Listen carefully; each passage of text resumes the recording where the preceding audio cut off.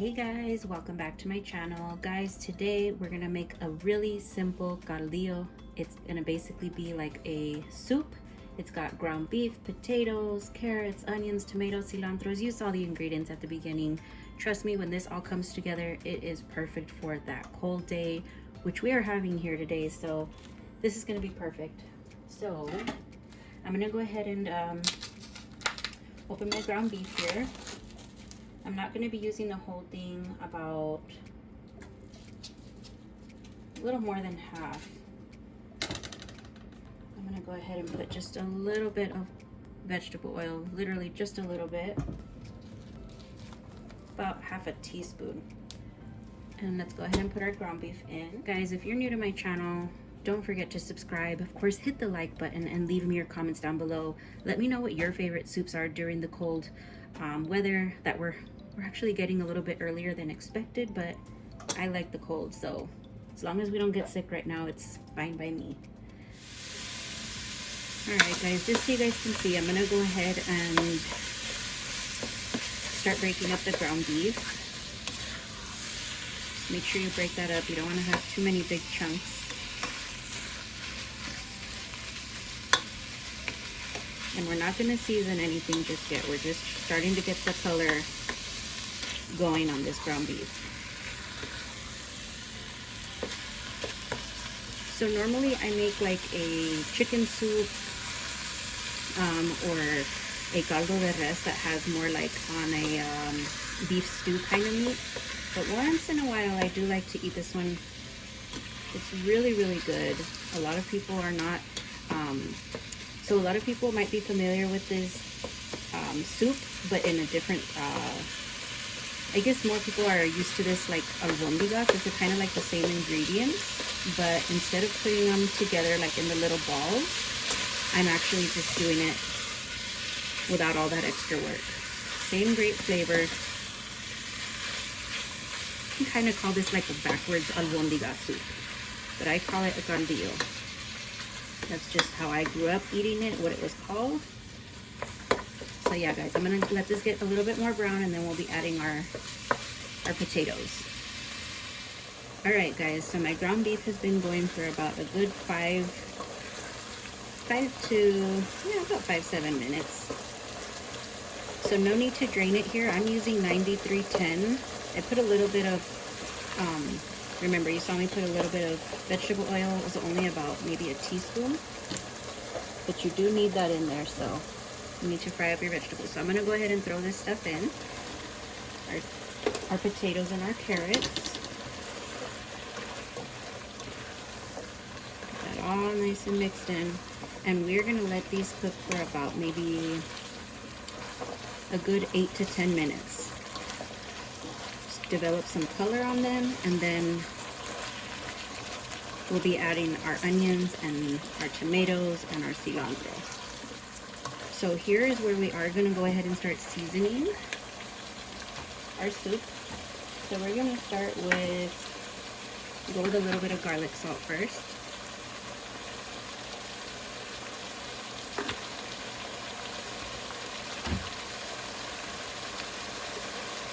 I always use garlic salt just because of the parsley, but I always still go in with about a teaspoon of salt. Pepper. I'm big at eyeballing my seasonings, guys, but I always kind of just do the top layer. Can't hurt with a little more garlic powder. I love the flavors. And some ground cumin. This makes a huge difference, so if you have it, add it. So we're going to go ahead and get all this mixed in.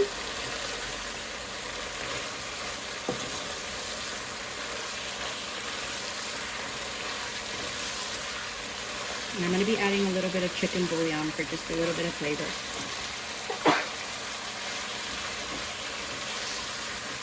It smells so good. Okay.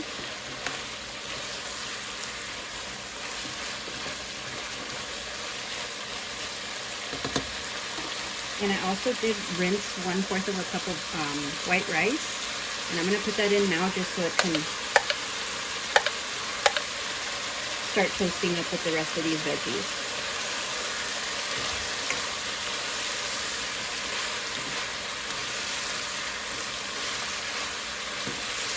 Like I said, it has pretty much everything you have in albondigas, but it's not set up the same way. When you don't have time to do that, you can do it like this. Alright, I'm going to give this a few more minutes. So I'll see you in about 5 more minutes, guys. Okay, guys, so this has been going for about a good 5 minutes now. Kind of getting everything toasty. And then I'm going to go ahead and add about a good teaspoon of chicken bouillon flavor. Remember, you're going to add a lot of water in here, so you definitely do need that seasoning, that salt flavor.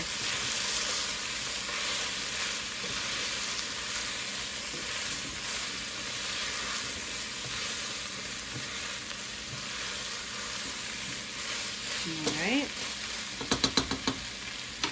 And then we're going to add a good 2 tablespoons,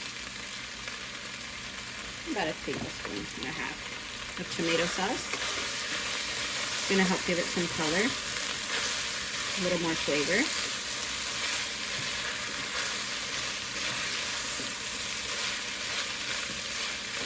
Alright, and then now we're going to go ahead and add in our onions.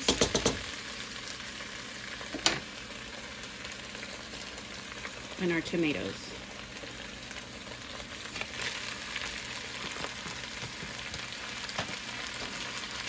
We're going to give this another good 2 to 3 minutes.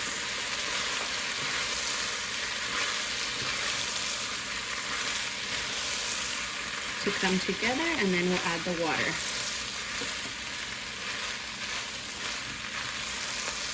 Oh, you guys don't know, this smells so good. Alright guys, so I gave that a good 2 to 3 minutes just so that the onions and tomatoes can start cooking. I'm going to fill this up.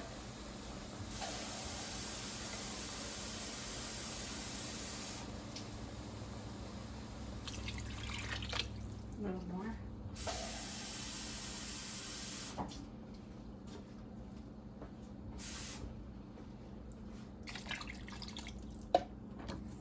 Okay. Perfect. We're going to bring this up to a boil.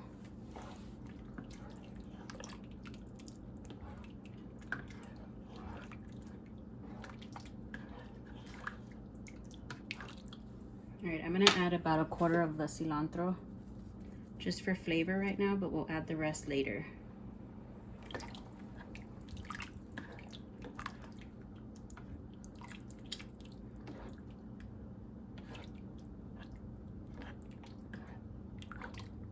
Okay, as soon as this comes up to a boil, you can check it for flavor. See if you need to add a little more salt, a little bit more chicken bouillon, but if not, and it's good, then you're gonna lower it to a simmer and cover it and give it a good 15 to 20 minutes, just so that your potatoes can get soft. And your rice can cook. All right, guys, so I have this up to a really good boil. Added just another little pinch of salt, a little bit of garlic, and a little bit more pepper, ground comino. Very, very little. I was missing just a little. I'm gonna lower this, I'm gonna cover it. I'm gonna give it a good 15 minutes on a low boil. All right, guys, so it's been simmering for a good 10-15 minutes now. My potatoes are definitely soft. Everything is exactly where I want it to be. The rice has cooked. I'm gonna put the rest of my cilantro. I love fresh cilantro. Just give it a good mix. And it's ready, guys.